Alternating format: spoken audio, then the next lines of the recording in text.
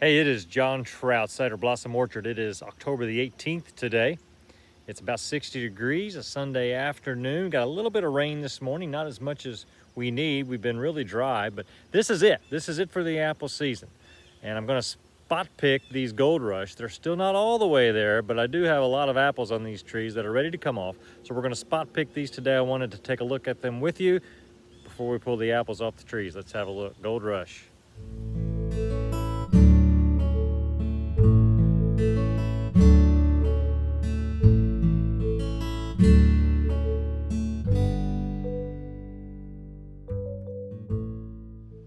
Goldrush, and these are a few trees that I've got growing alongside my driveway, and these are semi-dwarf trees. I've got a couple up on the tall spindle, and you've seen these trees in previous videos.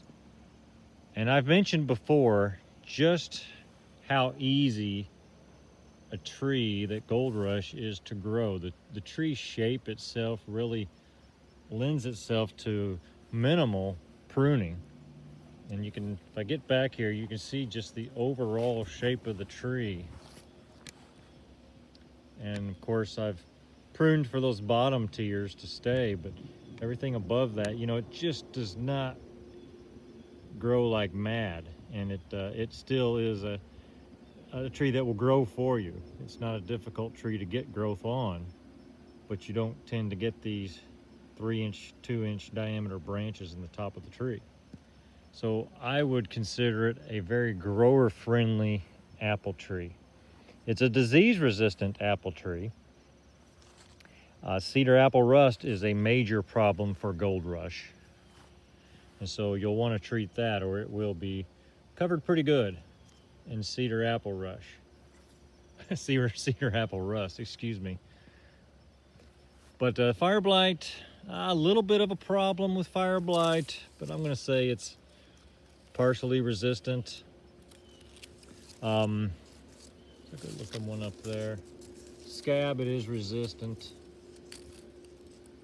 Powdery mildew, I don't have any issues there.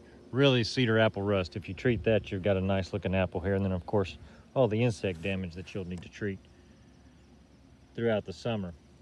But Goldrush, for all of its wonderful qualities, does have a couple, every apple has an issue or two. And here are a couple of problems that I have with Goldrush. And I don't know if you can see, probably can't just because of the background, but can you see the blush, the golden blush on the apples? It's almost pinkish, but that's when you know these apples are ready. It has a very long ripening time. It is October the 18th in southern Indiana, and these apples are just ready to pick, and not all of them at that. There's one that you can just look at, and that apple's ready to pick. Is it completely there? It could stay on the tree. They're very firm, very firm. But I found that these apples just get better in storage. Can you see the glow there on the tree? Those are good looking Goldrush. But the apples will get better in storage. This is the longest lasting apple I have in storage. I was into these last March from some that I'd kept over the winter, and they were just as firm.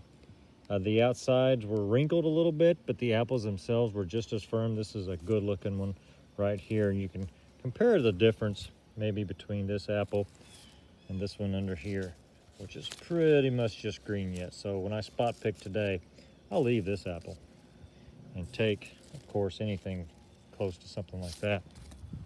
Here's one we did earlier on video that was grafted just a few years ago, grafted over from the kids' orange red. So it does have a very long ripening season. Basically, we bloom in April, and we don't pull these off until sometime here in October. So if you're wanting to wrap up your apple season earlier than that, Goldrush may not be for you.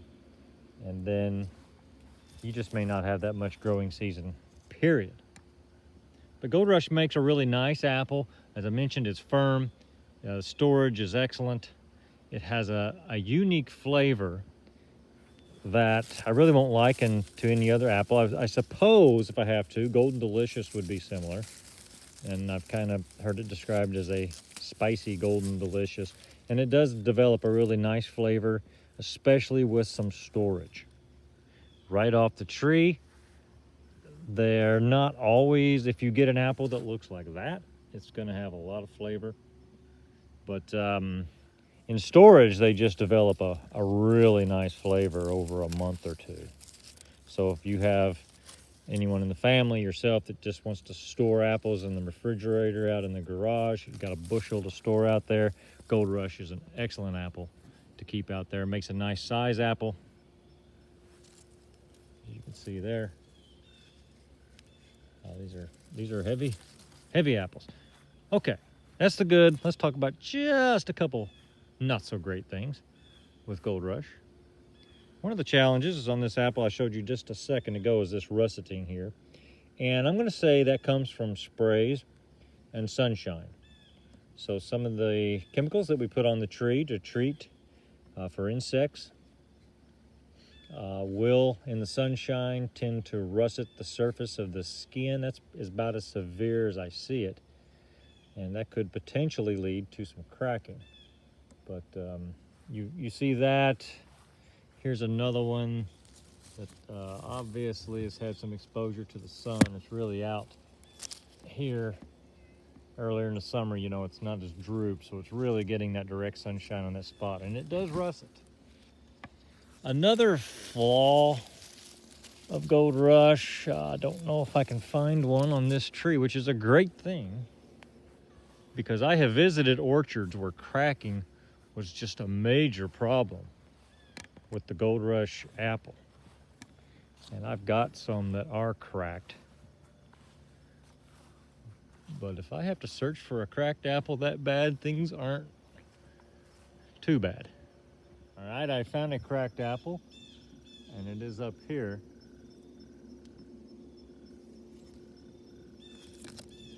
That's what cracking looks like on Goldrush. And again, I've visited orchards, or an orchard where that was really severe. And I suspect if we had gotten a couple inches of rain amidst this dry spell, I might have seen this cracking as the apples tried to expand a little bit after they pretty much set. I don't know what that's going to be in the future, but I really don't consider cracking to be a major problem with Goldrush. Not like I've seen.